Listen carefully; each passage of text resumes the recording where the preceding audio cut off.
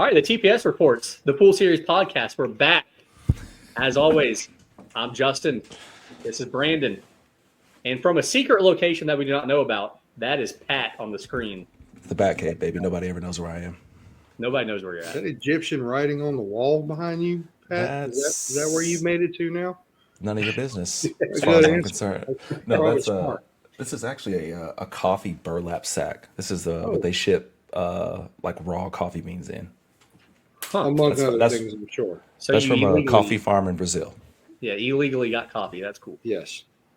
Like we understand. Nobody's judging. we all Coffee. get we all get illegal stuff. You just happen to get illegal coffee. That's cool. Guys, so we're talking about an awesome event that we had recently. 9-ball at Rackham and Matthews, by the way. Both you guys played. Mm-hmm. Thank you. You're welcome. Same here. And I'm gonna say, I was thinking about this earlier. Out of all my life of playing pool, I think this is the number one pool hall that I've played at. Like, not number one as in like, I think it's number one as in like I've played the most there out of any pool hall. Okay. Is that true, Pat? Is that true for you? I feel like it would be probably. Oh yeah, Rackham is as far as hours played. Rackham Yeah. is number one, and it's not even Okay. close for me. Brandon, it's probably true for you, maybe. Let's see. I'm going to have to say yes, Yeah. honestly. There you go. It'd I be thought one of between you might that have. and Go ahead. Maury's a long time ago. Yeah. I've lived in Maury's for at least a solid 5 or 6 years. But now that I think about it, no, it's actually definitely this Rackham. Nice. Yeah. This Rackham, not the old location. Which I only went to the old location one time. Did you? You went to the old Yeah, location? numerous. I played league out of there. Nice. Pat probably didn't know there was an old location. No, every time y'all talk about it, I'm like, wait, what? Downtown Matthews. Downtown. It was like they moved right when I started playing pool. So, yeah. I halfway expected Smoking Q to be one of y'all's maybe number one over Rackham.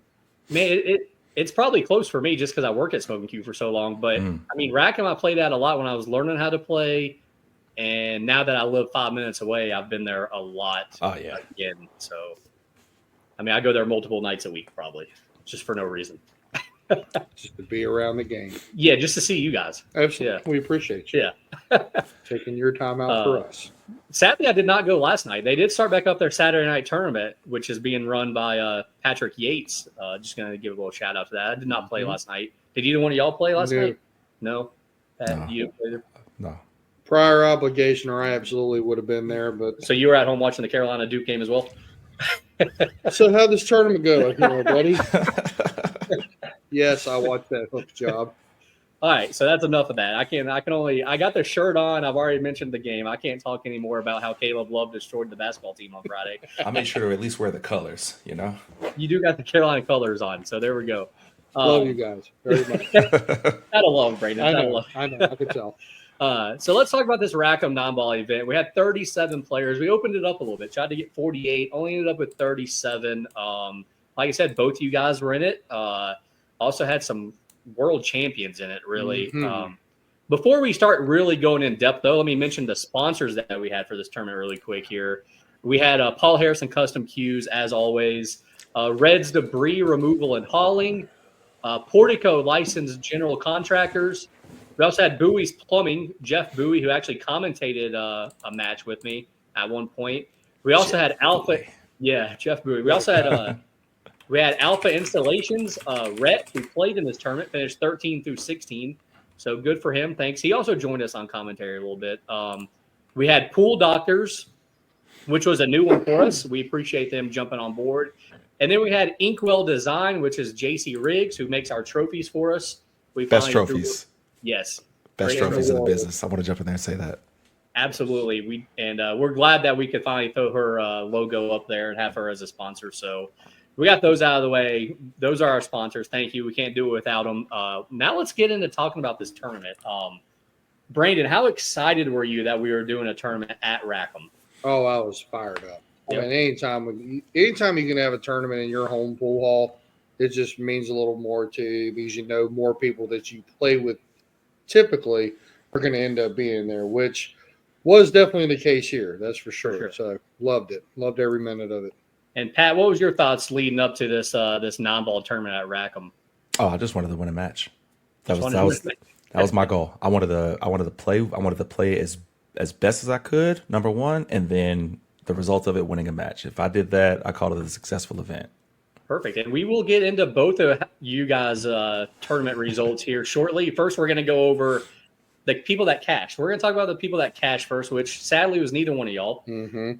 One day I do expect to have y'all both on this list. Not just one of you, but both of you. But we did pay out 8 people out of the 37, a little under 25% of the field this time, but still a good number, still reasonable. So let's go ahead and just dive right into these top 8 players. I'll start with 7th and 8th. We'll work our way up to number 1.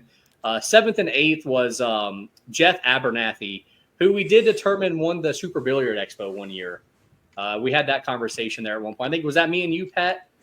Yes, it was. That was my first time seeing Jeff Abernathy play and figure out who he is. And I think me and Brandon, did we have a little action? One match against it was him versus Mike Davis. Was that what it was? Or who was it? Joey Fox. It was Eddie Little and Joey Fox. It was Eddie Little and Okay, never mind. But and I've been coming up on the dummy end of that a few times, so I'm going to leave that guy alone. So Brandon, you've been seeing Jeff probably the whole time you've been playing pool. 20 plus years. Yeah. Love the guy. Absolutely. So you're not surprised at all that he's here in the top 8? I'm actually surprised he was not hired, to tell you the truth. However, not surprised to see him here for sure. He played his heart out. Oh, he's always going to give 110%. The dude tries harder than probably almost anybody. He played one of my favorite matches in the whole tournament. All right, and we'll get to that later. So hold on to that. Gotcha. Hold on to that. Don't ruin the surprise for us. Pat, you said this was the first time you saw Jeff play. Yeah. I wasn't aware of Jeff. I didn't know anything about him at all, but got a chance to hear about Jeff through folks like Brandon, yourself, and Rico, other folks more experienced, and tying that into watching how he played. I'm like, okay, yeah, he's going to be up there in the money for sure. Like watching his first match, I knew he was going to be up there somewhere. I just didn't know where he'd fall. Yeah, Jeff is a champion. As we said, he won the Super Billiard Expo once. I think he's won the Smoky Mountain Shootout a couple times. Most recently, he's a back-to-back APA Masters National Champion. So, yeah, he's a winner through and through. Let's move on to our other 7th, 8th place finisher, and this is where I need Pat's help here. Karthik, what's his last name? Mutiala. There we go. Finished 7th, 8th. 2 straight cashes for him in tournaments that he played as he skipped the one pocket event. I don't think he's no longer a surprise. He's no longer a surprise now if there's 2 straight cashes. He is a dude to be reckoned with, and I'm excited. I like it. I like seeing new people jump on the scene, so I'm excited that he cashed again. Brandon, what was your thoughts on Karthik? My thoughts on Karthik is he's going to bring the same exact game, whether he's playing C to D level player or whether he's playing a AA, AAA level player. You know what you're going to get. He's very consistent. He's very regimented. That's a great quality a lot of players don't have. He is super consistent when he shoots. He doesn't make a lot of mistakes, and he plays the game with safety and everything the right way. I'm a fan. The guy can definitely play. Absolutely. He plays I love his decision making and his shot choice. I love just everything that he does, man. Big fan. He's going to get it worked out and really break through and probably get a top 2 or 3 finish soon. Pat, what's your thoughts on Karthik, since you're the only one that can pronounce his last name here among the 3 of us? No, I mean, I've been a fan of Karthik since Blue Rocks. You know, being able to watch him play for the first time there and like getting to know his background, playing snooker over in India, coming over here and playing some pool.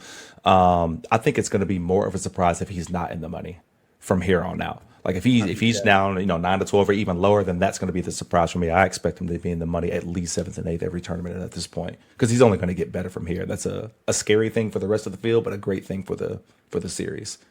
I can agree with that for sure. I think he's a guy that we're going to mention as he should be cashing every event.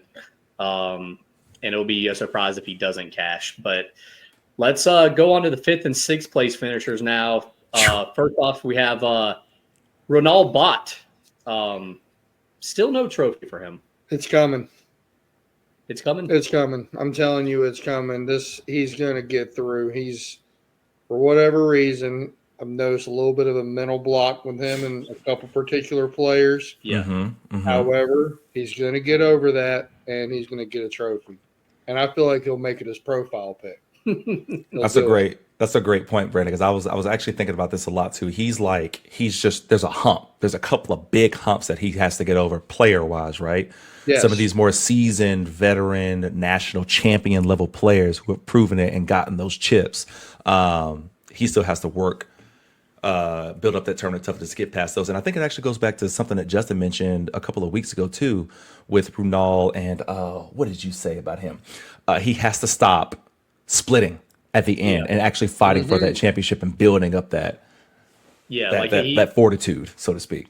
Yeah, he might have missed his best chance at that trophy there back at Blue Rocks when he decided to split. I felt like he was playing incredible that day, and there was no reason for him to split. And now, sometimes karma says, hey, this was your chance at the trophy. Now we're going to just push it back a little bit and make you fight even harder. So honestly, it wouldn't surprise me if he kind of sticks around the 5th, 6th place finish for a while, just because of how the universe works. Like, not because of his gameplay. His gameplay definitely could be a top 2 or 3 place finisher in any tournament. But the way the universe works, it's kind of like, hey, it's kind of like, in the NBA when you get the super team and then they don't win, Right. like, He get beat by the Mavericks. the Heat losing to the Mavericks. Like, it's like maybe he missed his one chance and now the universe is going to be like, hey, you're going to have to wait a while now before we give you another chance. So, but I definitely do root for him, though. He deserves to have a trophy because he plays phenomenal. Yeah. I still feel like it's coming. Yeah, Oh, yeah. I do too. I feel like it's inevitable as well. It's just a matter of he almost needs that perfect storm to happen for him, but he's there. Yeah. And then once he wins one, he'll probably win like 2 in a row, probably. That's usually how it works. Just like Jordan and the Bulls. All they needed was the one breakthrough. Yeah. And then they won 6 in a row. Yes. Because we skipped Jordan didn't play. Has a pip in my throat. Sorry. All right, so our other 5th, 6th place finisher is one of our commentating buddies, Rico Gonzalez. So Rico, great job, buddy. 5th, 6th place finish. I'm gonna be honest with you. I think out of the top 8, this might be my surprise. Like, is Rico finishing 5th, 6th? I feel like, not that he doesn't have that ability. I feel like and he'll probably admit it. Sometimes maybe he gets in his own head. Sure. So, Pat, give us your thoughts on Rico. You played Rico at one point. Don't go too in depth into that match because we will talk about it a little later. Oh, I'm saving it. Yeah. So but give us your overall thoughts on Rico, and were you kind of surprised that he finished 5th, 6th also? I was, and it's a very pleasant surprise because I know Rico's game very strong. But honestly, I expected either a Jeff Pate or a David Anderson to be up there and taking the spot that he has, and honestly, Karthik's as well. I know we've said this every week, but the strongest field we've had so far was probably this one. This one was for sure, yeah. Crazy. Because you're looking at the folks who are not in the top 8 spots, and it's like, yeah, it's very much a surprise that Rico got there, but he earned it, man. He fought all night and played some great pool. He played phenomenal. For his first few matches. He lost his last 2 matches that he played, but he played phenomenal all the way up to that point. Brandon, what's your thoughts on our buddy Rico? Couldn't be happier for the guy. He's my favorite cash in there. He's also my Masters teammate and a good friend. Yeah. So love this for him. Did a great job, not only staying focused in his game, but also commentating with you, Pat, on a lot of matches. And y'all were awesome together. I got to say it. Y'all were great together. So Rico, proud of you. Keep going. Keep it up. Yeah, Rico does wonderful on the microphone. We love having him hang out. Sadly, he will not be at our next event. He's going out of town. So that opens up a spot in the top 8. It also opens up a spot on the broadcasting booth for somebody. So, yeah. Send out those resumes. Yeah. But no, I was definitely rooting for Rico for sure. But, hopefully he doesn't take offense to me saying that he was definitely the surprise, I think. I don't think he'd argue with you. No. So let's move on to the top 4. The top 4 is pretty stacked here with some very solid players. Might be the best top 4 we've had yet, possibly. In 4th place, with another cash, Eddie Little, the legend. He loves being called the legend, by the way. So Eddie Little with another cash. The dude's playing really good right now. I think he's starting to really get back into pool. He's playing a lot. He came to Smoking Cube, played in a Wednesday night tournament, split the finals of that. I think he's just ready to play, and I love seeing him, man. When he gets in gear, there's probably not anybody else in this tournament that I would rather watch when they're really in stroke. And Brandon, what did you see out of Eddie? What thoughts? Everything you just said, basically. Eddie came out there determined. He was, and I was talking to him throughout the day. Eddie, also thank you for the Calcutta prize there. Appreciate you bought him. Yes, I did. Good job. Congrats. Yes, I did. I had to mull that one over, so glad it worked out. His whole gameplay was great that day. I mean, he is just like Renault. He is 1 to 2 rolls away from the trophy. After watching the majority of the matches he had, that is the reason that he got put out, was that 1 to 2 rolls. It wasn't because he made mistakes. It was just the unfortunate luck of the game sometimes. But no, he played great throughout the day. I was proud of him. And for the record, you bought him for 150, and y'all made 165. We went in the black. Yeah. It counts. Actually, I gave him a tip out of that, nice. So I made like $5. Hey, winner, cool. Chicken dinner. I mean that, chicken dinner. I was just throwing it out there. I was just throwing it out there for the record books. You know, it needed to be said, I feel like. Pat, what's your thoughts on Eddie? I know you're a big fan of Eddie Little, so yeah, he's quickly becoming one of my favorite players. If not, arguably Eddie might be my favorite player right now to watch at these tournaments, man. Like you said, and then the way he was playing, man, he was 2-0 at everybody. If he was winning a match, the only person that got a rack out of him in one of the matches that he won, I think, was Rico, which is just a testament to how well that Rico was playing the whole day as well, being able to get the 5th and 6th. But Eddie Little, just like you said, I mean, he lost to Mike Davis on the hill, and then lost to Joey Fox. That one went to the hill as well. So, I mean, he's, like you said, he's right there. A couple of rolls, and some names probably switch on the depth chart right here. Yeah, he will be walking away with the trophy sooner or later. He will be at our next event. He's already confirmed his entry fee. So maybe that one, maybe the 8-ball, because our next event will be 8-ball. Maybe he will walk away with that trophy. Let's talk about the guy that knocked him out of the tournament, though. The 3rd place finisher almost goes back-to-back, almost gets back-to-back trophies. Joey Fox. How good does this guy play, man? Jay Feezy. I think he might, other than a couple exceptions, he might be the best tournament player in this area. I'm serious. In this area.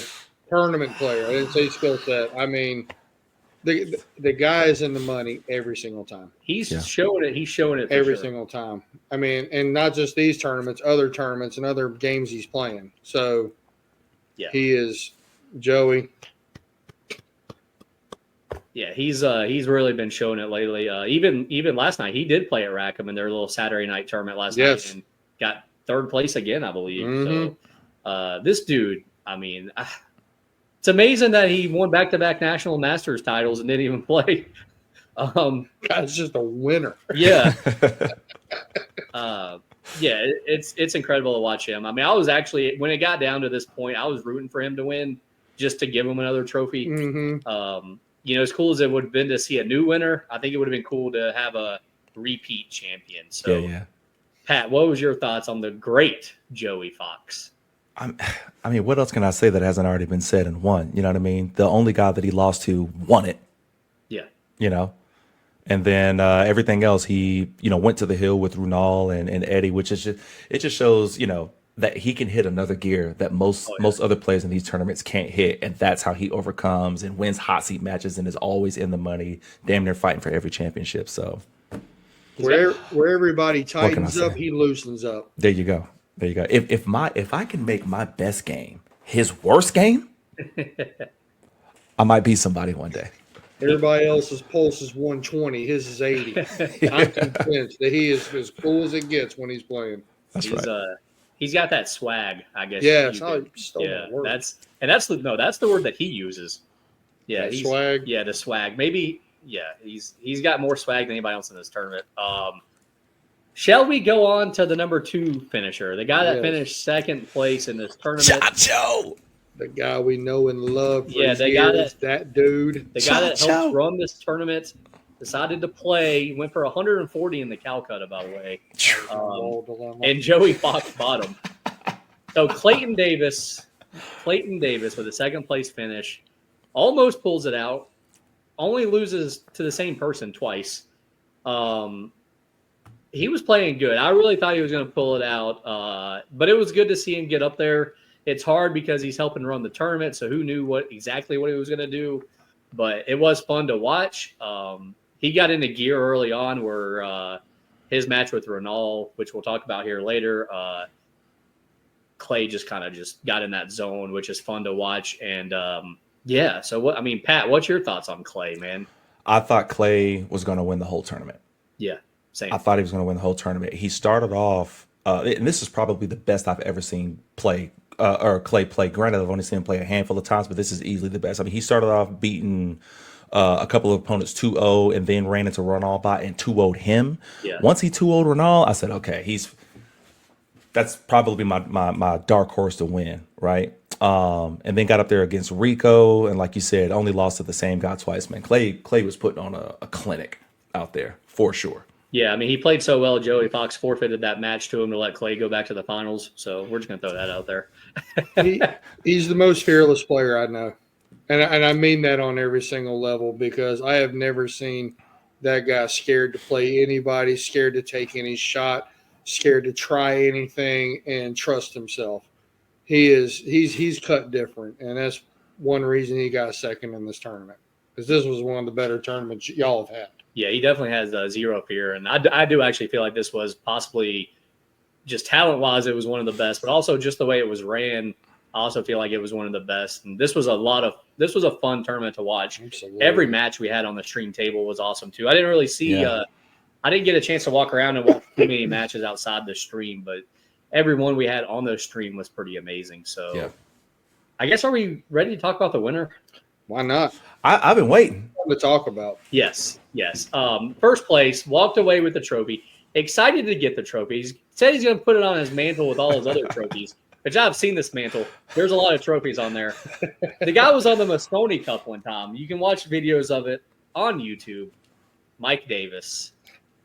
I really don't know what more to say than what I just said. The dude played okay all day, I guess. I mean, I wouldn't even say he played great until the finals, when he basically was just like, hey, I'm winning this now. It's time for me to play like Mike Davis, Moscone Mike, as we were calling him, which, by the way, great nickname. He should get T-shirts made with that, by the way.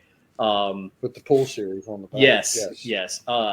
Super nice guy, though. I love Mike. Was happy he won. Was super excited when he texted me and told me he was even going to play. I was like, yes. And he said he might come to our next one. He's not determined. He's not sold yet on it, but he said he might show up to the next one. So there's that. Guys, Pat wants to go first. I think Pat. Jump in it. You probably.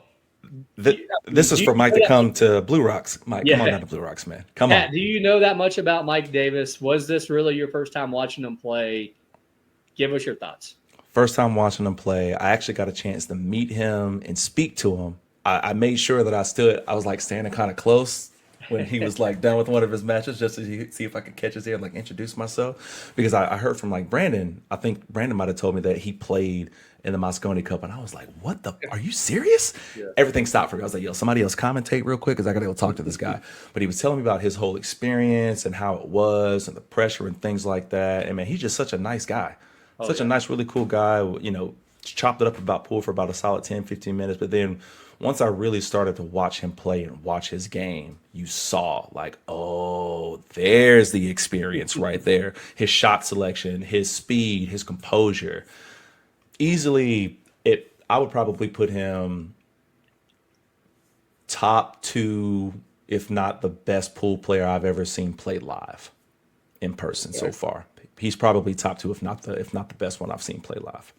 I mean, I would say since we switched over the format a few tournaments ago, when we started that one at Jukebox, with these shorter races, he is definitely the best player that has played in the pool series. If you include the early ones that we did earlier this year, obviously he played in a couple of those, but we had, BJ play, and, maybe you put BJ over him. We also had Jesus also. But since we redid the format here in these last 5 tournaments, Mike Davis would be the best player that's played. And I know Brandon is ready to talk. Oh, I'm chomping at the bit. I'm ready. Let's go. Yeah. I got my little piece out of the way, Brandon. Go. Here goes Brandon. I have the highest respect for players 2 through 8 on this list. All of them. Okay? And here's something I honestly learned that other day watching this tournament. Not learned this, remembered it, or reminded of it. Better way to state it. Some of us play this because we love it, and enjoy it, and it's a good reason to get away from life. And then some of us play it because it's our job. Oh yeah. That is this man's job. And that's just the difference. I think everybody, with the exception of DJ Usry, Justin Martin, Jesus Atencio out there, needs to realize that. And it's not a shocker that he came in first. Not to me, at least. I mean, Right. I've watched Mike Davis play for the last 10 years. Class act, gentleman of a person, and one of the most pure ball pocketers I've ever seen. I would probably put him top 3 or 4 or 5 best ball pocketers I've ever seen. Dennis Orcola is number 1, and I'm putting Mike Davis top 5. That's strong. So that's my take on Mike Davis. But at the same time, like I said, he's also a gentleman of a person, and he'll talk to anybody. And I just love everything about him, and I couldn't be happier for him. Yeah, and I mean, you saying that he does this as a job probably would explain why he stepped it up as he got closer to the finals, because that's when it's like, okay, I see the money. Now it's time to make the money. Whereas early on, he probably just views it as, hey, I can just warm up a little bit and just, it's different. It's a different mindset. You know, like, he can probably turn it on and off, so to speak. Whereas, Absolutely. Yeah. He went to the hill with Trent Talbot in his second match. Yeah. He went to the hill in his third match with Eddie Little. And then it was Joey Fox, Clay Davis twice, 2-0. Yeah. To your point. Like of him stepping it up towards the end of it, man. Yeah, he turned it on. And if you look at the payouts, I mean, he didn't have all himself in the auction, but if he did, he would have made over $1,300. So a very good day, very good money. Also, it explains why you should come and play in the Pool Series event. Man, I feel like we could just talk about Mike all day long. And we will talk about him more here when we get into each match. So let's kind of just switch over a little bit. Maybe mention a couple players that did not cash. Maybe a couple people that were y'all surprised with that weren't in this top 8 that we just talked about? And I'm going to throw out 3 names of people that I thought would be there. I don't know who they would replace, because looking at the top 8, it's pretty solid, but tells you how strong this field was. But absolutely, 3 people. Hunter White. I have no idea what happened to him. Yeah. All right. This point is going to go right back to the beginning of the show when I said it's a mental thing for Renault, because he played unreal against Hunter first round. Yeah, which we will talk a lot more about that match here in just a minute. But yeah, I mean, Pat, what were you? I mean, obviously you're surprised Hunter wasn't in the final 8, right? 100%. And honestly, I forgot that he played in the event until you just mentioned it just now. Yeah, like no joke, because when he lost to Runal in that first one, and then if memory serves, he left. Yes, he's done. Like he bounced after that. So him not being there. Oh yeah, I think everybody was surprised. I'm gonna go ahead and throw out 2 other names I thought would be in the top 8, and then you guys can say if you agree or disagree, and say if you think of anybody else that was not in the money that should have been. I'm gonna say Jeff Pate. This is 2 tournaments in a row where he didn't cash. I thought he would be there just because he plays so well at Rackham. And then my other person that I thought would be there was also one of my predictions that I thought would probably finish in the finals or close to it. David Anderson, who came up just a little short of the money. So those 2 guys I thought would be there. Brandon, do you agree with those 2? Was there anybody else that you can think of that maybe you thought would be there? No. I definitely agree with both of those, Machine and Pate, as far as, these are guys you expect to cash. As a matter of fact, Machine was my other horse in the Calcutta that day. So I definitely had faith and believed in him. If I had to pick somebody on the list that did not cash, let's see. I mean, you had Monic Surrey. That was my pick. Great one. That's a great one. Let's see. Oscar Gonzalez. You bought David for $60, by the way. Yes, I did. Yeah. Brian Francis. Yep, Brian's one. Absolutely. I could absolutely see cashing. And Oscar Gonzalez is too. Yeah. Definitely. Yeah. So, Pat, what about you, man? Do you agree with the people that we listed? Is there someone else that we forgot?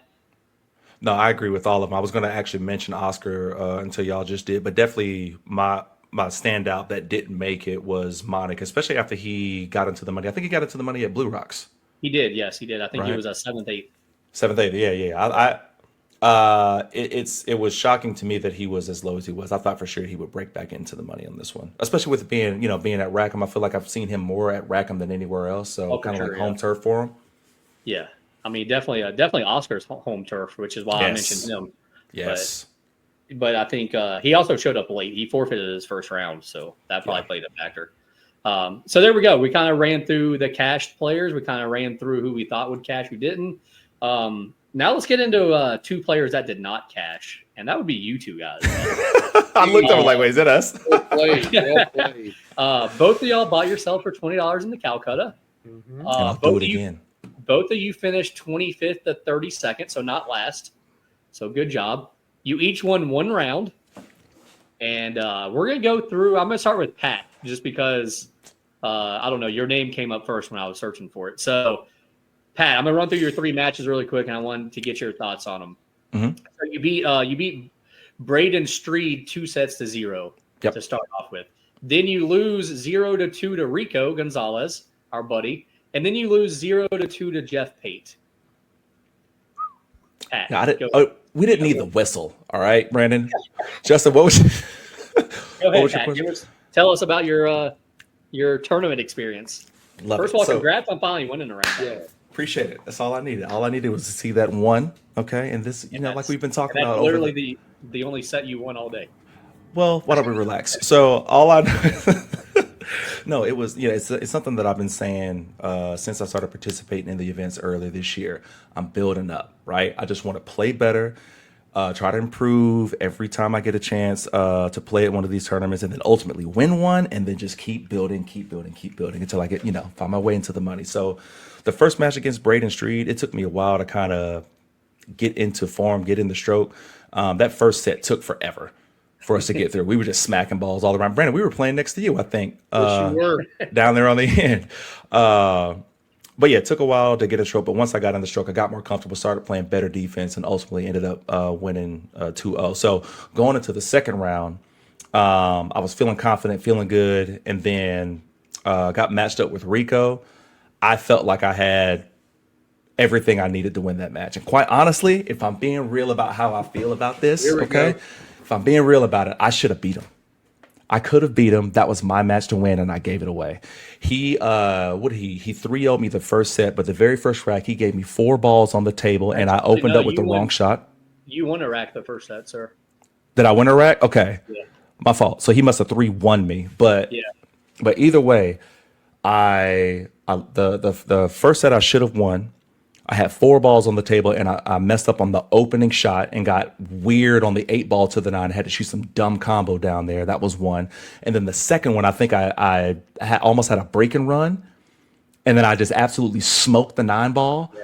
And then there was a third rack that I had where I might have given him ball and hit, but it was something dumb where I was like, I could have taken this set. First ones. And then in the second set, honestly, I feel like I played a very, very strong match. That even in that loss, that's probably my strongest match to date in the pool series. And then I got up to Jeff Pate. And I just forgot how to play pool. No shame in losing to Jeff Pate. We've all lost to him. Mm-hmm. I've lost to him many, many times, and Yeah, I will about- probably continue to lose to him many, many times. Yeah, Jeff is one of those ones, man. In the most respectful way, he puts you to sleep. He doesn't do anything exciting. Oh, But not he at all. puts balls in pockets, Great way to put and it. he puts a cue ball where it's supposed to be. And he's like, all right, shaking your hand all slow, good Yeah. game. And he goes off and gets ready for his next match. Shouts out to him. No, it's tough to play Jeff. Brandon, what's your quick thoughts on Pat's tournament So here? right before he was playing his first match, I gave Pat the stank eye. I looked at him and just said, "Let's go." Let's I go, was a baby. little more colorful about it, but I looked at him. I said, "You got this. Is yours." And Nice. he came out. He was definitely shaky. I mean, he'll tell you that. He just did tell you that. Mm-hmm. But it was fun to watch once he settled down. Good. So and then you running into Rico and Pate. That can happen to any player, and it can turn out the same exact way. So, no, I was extremely excited for Pat. I was. Appreciate I it. will. So I'll throw in my 2 cents here. Your 2 losses, you're probably supposed to lose, but I was glad that you beat Braden. No Mhm. offense to Braden. I love Braden. Great guy. But, Pat, that's a match you could have won. You should have won. You did win. And every other match that you've had, almost every match you've had in any of our tournaments, I feel like has been a great matchup for you. And this was one that you finally snuck through and won. I don't know what kept you from winning the other ones, but you finally won a match that I thought you were supposed to win after losing a couple that I thought you would win. So good job, man. Good job, buddy. Appreciate it. I agree. Rico, Very we got proud. unfinished business, bro. We'll talk about that match again here in a second. Let's get into Brandon Mullis. Hey, Brandon, do we have to? 25 to 30 second also. Yes. I'm going to run through your 3 matches really quick, and then we'll get your thoughts. Go right ahead. So you lose 0-2 to Trent Talbert. Yep. Then Patrick Yates, who we've already mentioned, you beat 2-1. Wait a minute. That was 2-0. 2-0. Okay. So I don't know why the scoreboard says 2-1 then, but we're going to get that Yeah. corrected. Let's get that Fargo up. we're going to Raise that Fargo back up where it used to be. Yeah. Where's your Fargo at right now? 560 something. Yeah, that's was, still 561. the highest it ever was 623. It didn't last that long. That's pretty high. So it didn't last that long either. So Brandon, then your third match, you lose 0-2 to Jacob Blake. So He was on a mission. yeah, Brandon, what's your thoughts on your tournament, man? Well, Trent Talbot played great. So as far as my tournament goes, I mean, I know I lost 2 and 1, but I wasn't even that upset about it because the level of players in my losses, they both played amazing. Matter of fact, Jacob Blake beat a few people after he beat me, so made me feel a little bit better about it. Yeah, he knocked out David Anderson. And I had seen Trent Talbot once. I knew nothing about his game, but I definitely found out about his game. It's very strong, very run-out worthy. A little bit of a slower player, but he's also a very straight shooter. I mean, he did take Mike Davis to 3 sets. Yeah.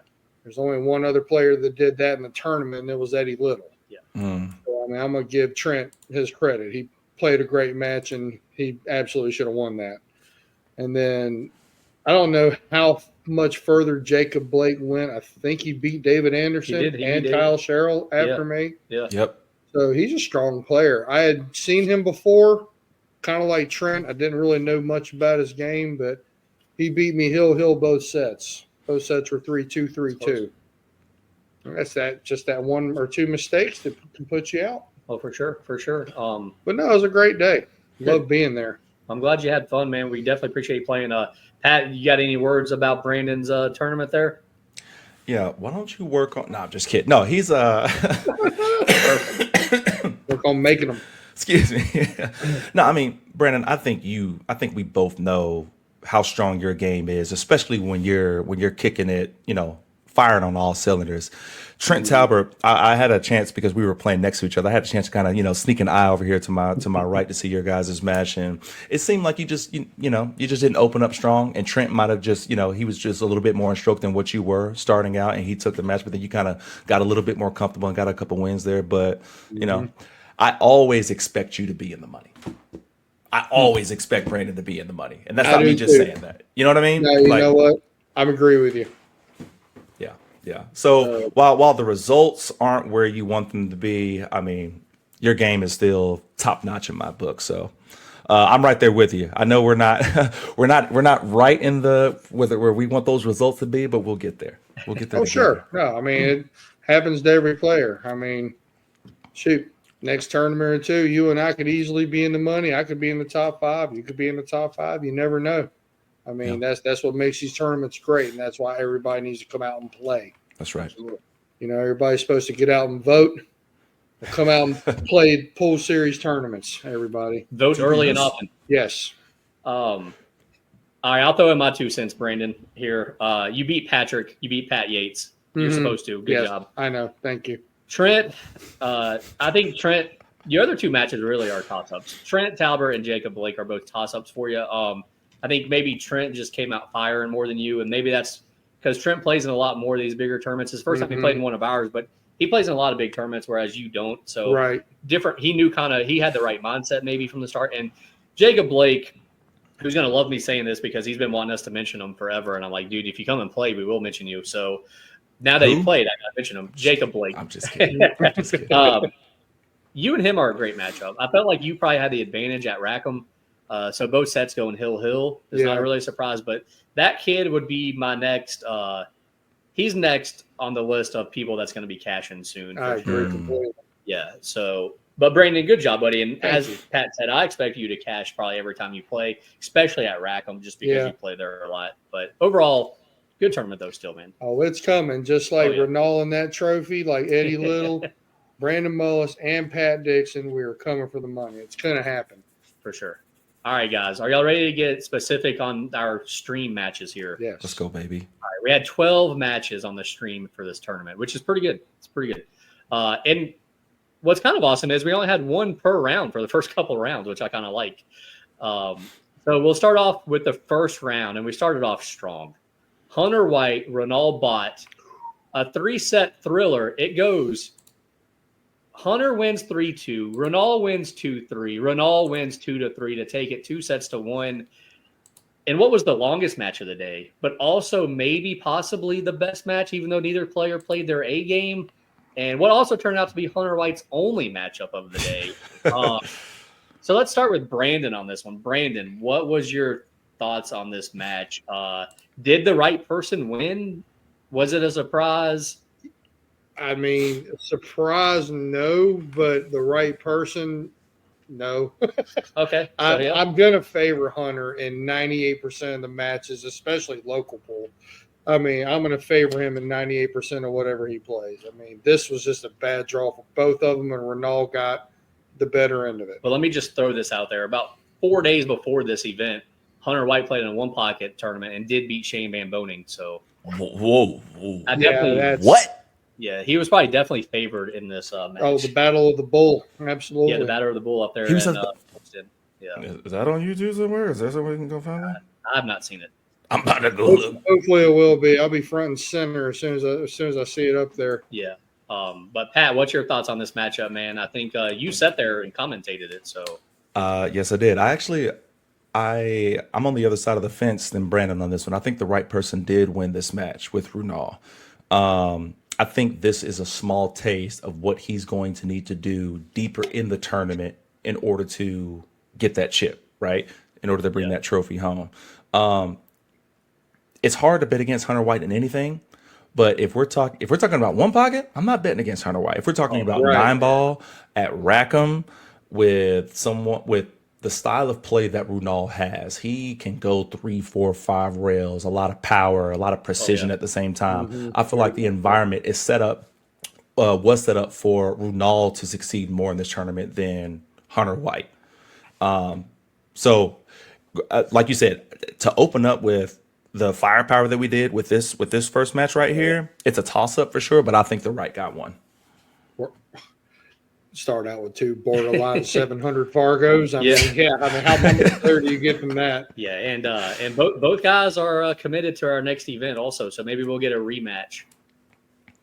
That would be nice to see, honestly. Absolutely, yes. All right, so that was a fantastic match. Fantastic way to start the day. The next match, after you have a fantastic match, the next match you kind of gotta, take a break. Maybe. I'm just kidding, Pat. I'm just kidding. Sorry, but I was like, hold up.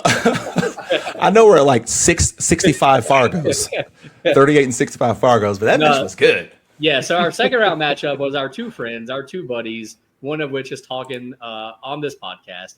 Pat, it was you, Pat Dixon versus Rico Gonzalez, which we already kind of mentioned a little bit. Rico won both sets, 3-1, 3-0. Let's just so Pat, you already said you felt like you could have won, you had chances to win. Is there anything else you want to add on really quick? Shout out to Rico for playing a great match, man. Sure. He did everything that he needed to do in order to take the match, and that just shows where the difference in our levels of game right now. You can definitely tell that Rico was the more seasoned veteran player, better decision making, better cue ball control, and the results showed that. So shout out to Rico. Yeah, and Brandon, what's your thoughts on that second round matchup? I mean, pretty much the same thing. I mean, the one thing I love about Pat is he will tell you the truth about his game. When I did go back and watch, there were definitely some opportunities, but just we talked about in a few of the other podcasts. Tournament toughness is a real thing. Rico's been around for a long time. Pat, you've just gotten into this, but you give him more time, and we're going to be having this same exact conversation about you in the other way. So Rico played a really good match, and he did what he needed to do to get the win.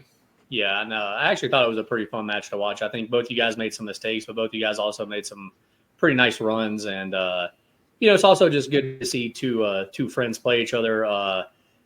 Yeah, I mean, I kind of was hoping for 3 sets just to be able to sit there and watch some more. But nah, good match, Pat. It was a good match, buddy. It was good to get you on the stream table too. Although you did put your first matchup on your own Facebook page, will we be able to see that on your YouTube page soon? No one needs to be subjected to that.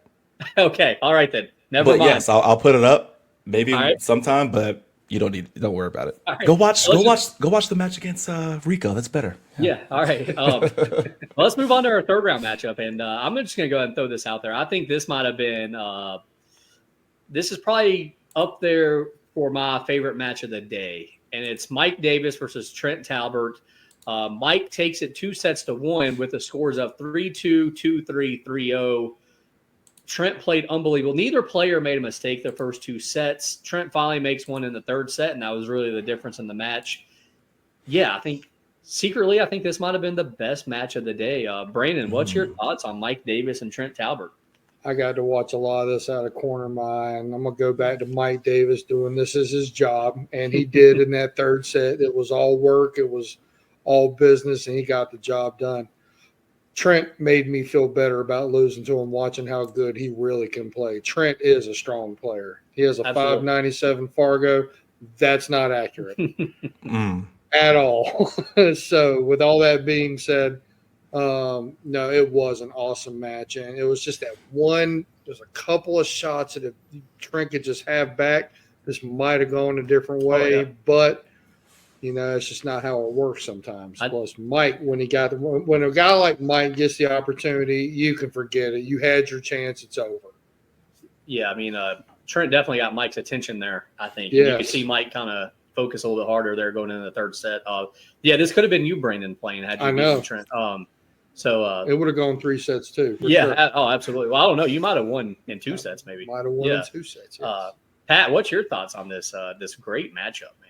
No, fantastic match. That was an opportunity to get an up close and personal look at Trent's game. Kind of, glancing over there when me and Braden were playing next to Mullis and Trent. Didn't get to see too much, but I noticed how eccentric Trent's approach is to the game and his shooting style. And he's fun to watch. But then when you really look closely, just like you said, Brandon, he is a solid player. Better, like definitely 600 plus. Not some 590, whatever it might be saying, after seeing him play. But no, I really did enjoy this match as well. I don't know if I would say that it was the best match, but I understand your point. Like that. I said it was up there. I didn't say it was the best, but I said it was up there. Okay. It's got to be in the conversation. I can agree with that. It's kind of like LeBron in the GOAT conversation. Like, you got to throw him in there. You know what I mean? Like, he might not be, but he should be in the conversation. Why don't you mute your microphone? All right. All right, so you're ready to move on to round 4 is what you're saying? I think so. All right. Round 4, we had 2 matchups. We had Jeff Abernathy and Joey Fox. Joey won 2-1 by the score of 1-3, 3-1, 1-3. And then we also had Ronald Bott and Clay Davis. Clay won 2-0 with a score of 1-3 and 0-3. Man, I feel like Clay just hit a gear against Ronaldo. Ronaldo's been beating Clay the last couple of times they've played on Wednesday night at Smoking Q. So for Clay to kind of smack him around like that was kind of like, it almost probably made him happy. It wouldn't surprise me if he went to the bathroom and just smiled in the mirror for a couple of seconds. Then Joey Fox beating Jeff Abernathy, Masters teammates. They've won the title in Vegas 2 times in a row. And I feel like Joey somehow always gets the best of Jeff, which is kind of surprising. Also, that was a really good match to watch. So, I guess, Pat, let's start with you, man. What do you think about those 2 matches? Like, give us your thoughts on those 2. My thoughts on the Ronaldo versus Clay Davis were as fast as that match happened. Domination.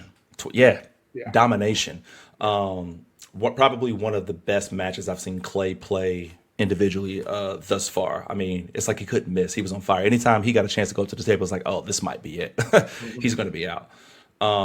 But the Jeff Abernathy versus Joey Fox, I think, was the better match because of the history between them two, right? There's a story behind it, the drama behind it. Used to be teammates and now coming in here to play. And they had a really good, a great match, went a little bit over an hour, but went down to the last set. Both played phenomenal, 1-3, 3-1, and then to take it again.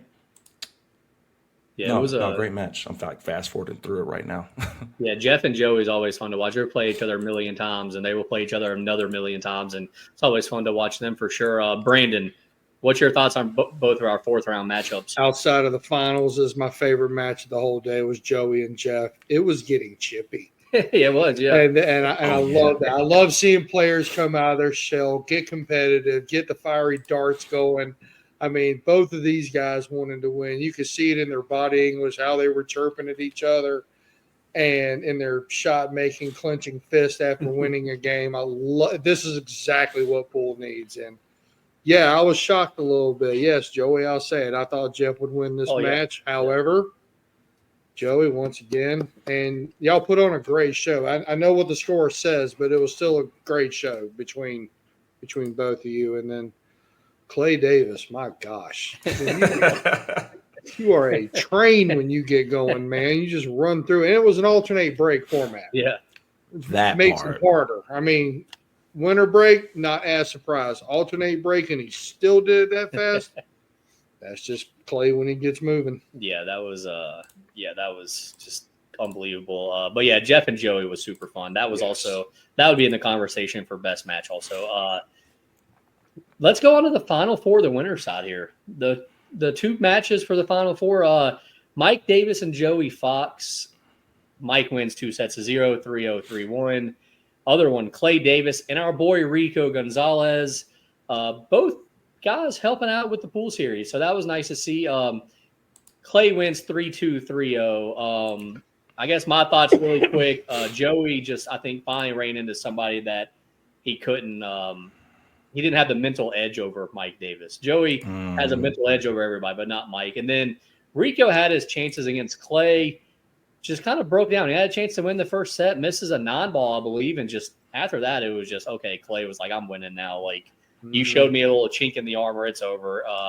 And Clay kind of hit that gear that he had against Ronald the second set. So, yeah, I mean, Brandon, what's your thoughts on our final four matchups there? Well, when you watch Mike Davis at work, yeah, it's a beautiful thing. And he showed it against Joey. And like I said, it wasn't even Joey, except for a couple of dry breaks that it just ended up being the death of him in this match. It's just Mike being a full-blown professional and just playing a great game.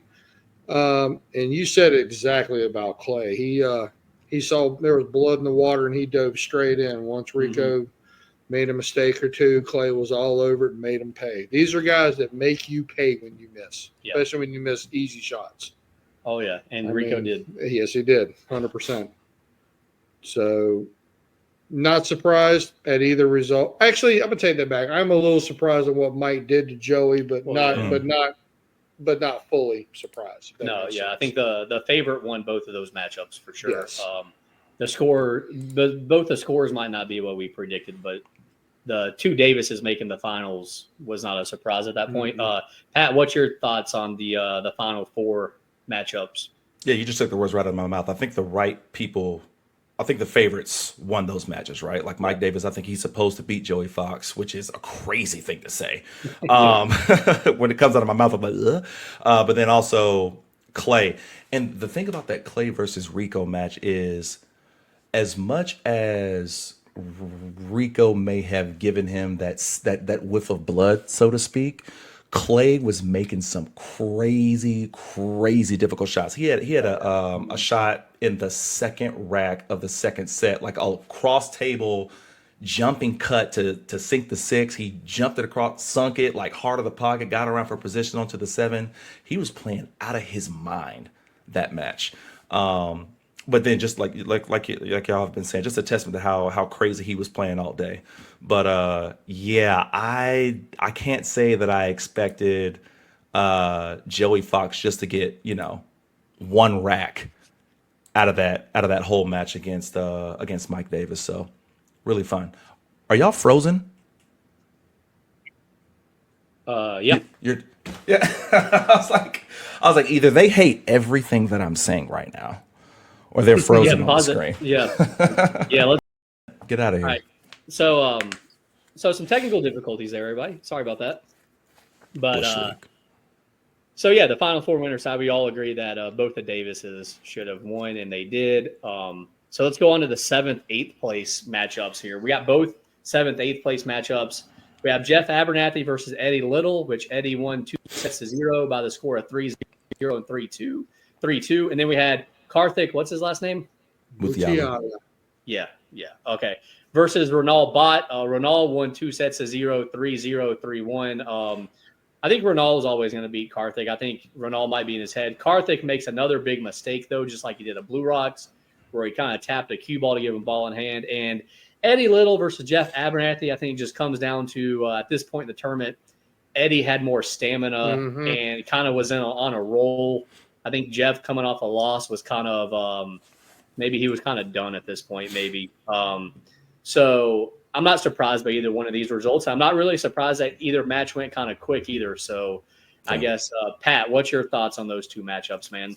Same thing with Karthik and Runal. It's definitely, I think Karthik might have a mental block with Runal that's there. You know, they're friends. They play a lot together. So, you know, there's that. And then, like you said, those mental mistakes that happen, those silly things, you tapping the cue ball, the miscues, you know, whatever it might be, shooting at the wrong ball, things like that, getting into the gameplay. But switching over to the Eddie Little and Jeff Abernathy match, one thing that I think that really defines Eddie Little's game for me is he is a closer. It's going to get to a point. He gets to a point in a match or in a rack where if he's on the hill and he has a shot, it's almost like that same feeling that I get when I'm watching the pros play and you hear the conversation like, oh, this could be it. This mistake could be the pivotal one that pushes so and so over the edge. That point happened with this Eddie Little and Jeff Abernathy match late on, and it's not like he was doing anything. You know, he never got perfect position. No. But he got good position and he made shots and was comfortable, moved around. He closes, man. He closes. For sure. Brandon, what's your thoughts on these? Pat pretty much stole it. I mean, the guy moves the rock enough to set up for a high percentage of shots. He does not make the mistake where a lot of players make, where they try to get themselves flawless position. Mm-hmm. No, good position and good shot and great shot making will always beat mediocre shot making and flawless position. And that's what Eddie did all day. Right. So, I mean, like I said, surprised but not shocked that Eddie got that match. I've seen those two have battles for years, and it's called 50-50 each way. So, wow. Good for Eddie on that. Yeah, I'd say it's probably throughout the years, that's probably an even matchup for sure. Mm-hmm. So, yeah, those were both – I think both matches were pretty decent, though, to watch. Y'all can go back and rewatch them. Right now they're on our Facebook page, the pool series. Let's get to the 5th, 6th place matchup. Joey Fox versus Ronald Bott. A 3-set thriller that Joey pulls out 2-1 by the scores of 3-1, 1-3, 3-2. Joey has whatever it is that Ronald doesn't have. I don't know what it is. I don't know what you want to call it. I don't know. You already said it. Swag? Mm-hmm. Yes. Swag? It's swag. Yeah. It's not skill set. It's not skill set. It's swag. It's confidence. It's belief. And it's fearlessness in hitting the shots when it's time to hit the shots. And Joey is great at that. Joey has whatever that is that Ronaldo is still looking for, and that's what separates those two players. Because I feel like honestly, if they play each other in the first round, Ronaldo wins. But they keep playing each other late in the tournament, and that's just when it's Joey's turn to win. I guess, Brandon, you already kind of spoke on the match a little bit there. Just you want to add anything else there? Yeah, I kind of jumped in out of turn. It's all right. It's okay. It's perfectly fine. I've seen this happen in my own pool game where I'm playing players that I'm losing to that I know are not better than me. I just got to find a way to get over that hump. And it's going to happen. And that's the only difference.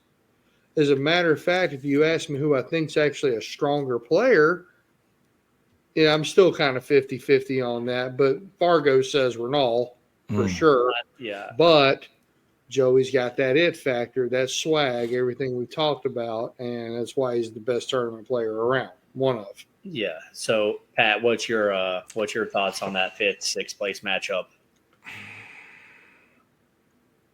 It's that the difference in the quality is that I don't know Runal's entire background or what he may have won in the past and in other tournaments and things like that. But from what I know right now, Joey knows how to win. He knows how to win a tournament. He knows what it takes, what he has to do. And it always seems like Joey Fox comes into a tournament and he's building up to that. It's always a build up. His worst game is better than a lot of people's bests. So he starts there and it's a slow grind through tournaments, it seems like, until he's finally in stroke coming into the hot seat match or the winter side round 4, whatever it might be. Whereas with Runal, it seems like he comes in hot.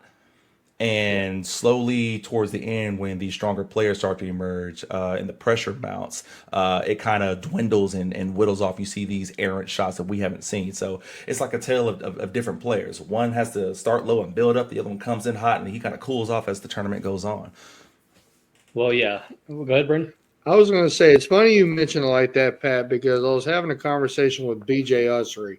And one of the biggest things he talked about are the players who come out firing in the beginning and the players who end up firing in the end. The ones who usually come out strong in the beginning are usually the ones that don't win the matches, the ones that stay consistent and get better throughout the sets. And that's what Joey does.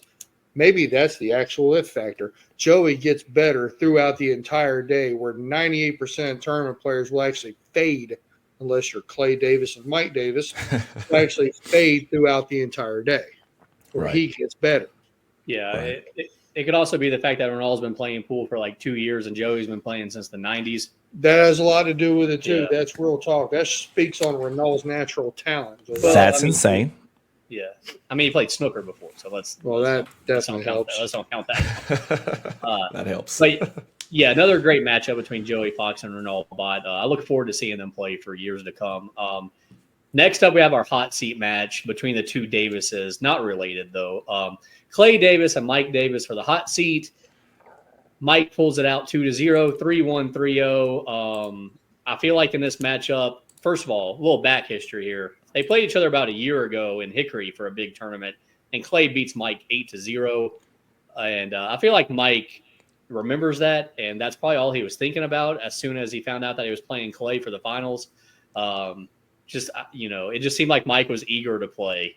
And so he wins 3-1, 3-0, and Clay really did nothing wrong. Mike just kind of said, hey, I need to win, and I want to win, and you beat me last time, and, this is my job, and, it's time for me to win. So, yeah, I mean, Pat, what you thinking about this first matchup between Mike and Clay?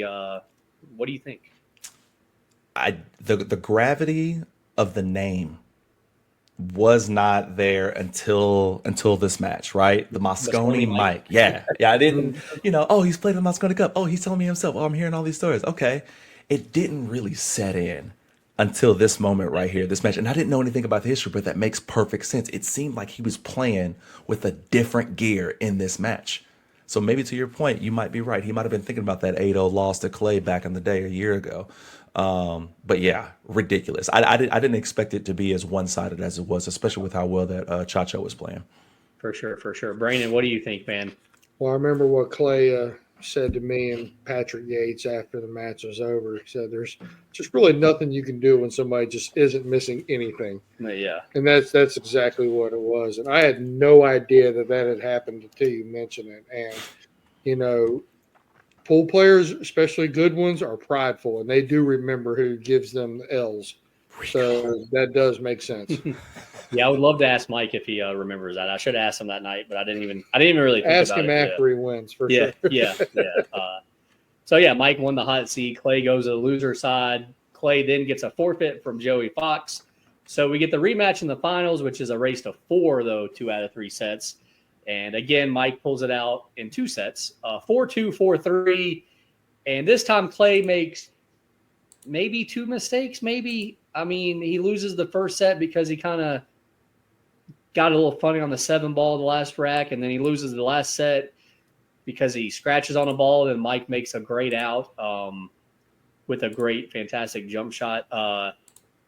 And yeah, this match was a lot better. I feel like, honestly, I felt like for a second Clay was going to pull it out. I think if Clay could have got it to a 3rd set, I think Clay might have won. Honestly, I think he would have been slightly favored going into the 3rd set. But instead, Mike wins, probably like he was supposed to, as he was the favorite going into the tournament. So, Brayden, what's your thoughts on the final matchup, the rematch between Mike and Clay?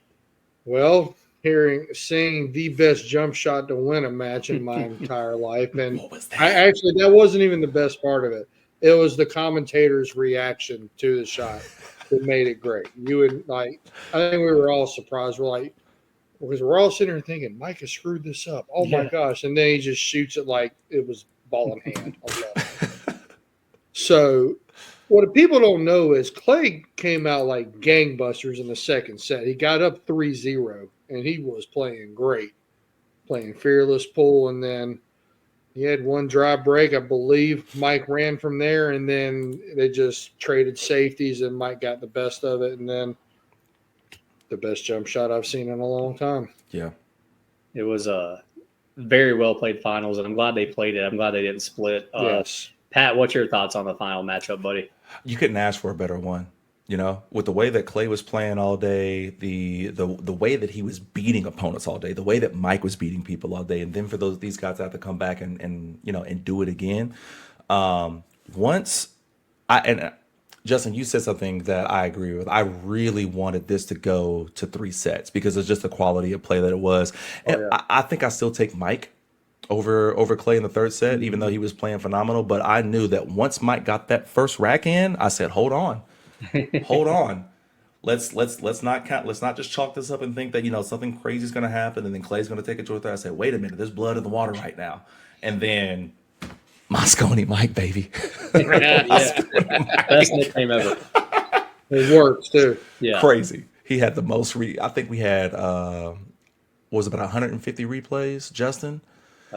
Man, I'll take your word for it. Something like it was like 150, 160 some odd replays that I had to go through, and I think I saw Mike's, 157. I think you said 150. Yeah, I think I saw Mike's white T-shirt in like 40% of the replays. Like he was just making some phenomenal shots all day. Great match. Yeah. So overall, it was a great tournament. When you're 4 out of the top 10 highlights in the tournament, then says a lot about your game. Yeah, that was I had to leave them out. I had to leave some of them out so I could just show some other people. Okay. It was a fantastic tournament. Love that. Yeah, as we were talking about, we do have a top 10 shot video on our YouTube page, the pool series, which you can go subscribe to and see that video. And hopefully, maybe we'll have some more highlight videos from this tournament up soon. Maybe with more of Mike's shots, or maybe we can throw in a Clay shot that Pat was talking about a little bit ago. Or maybe somebody knows some other shots.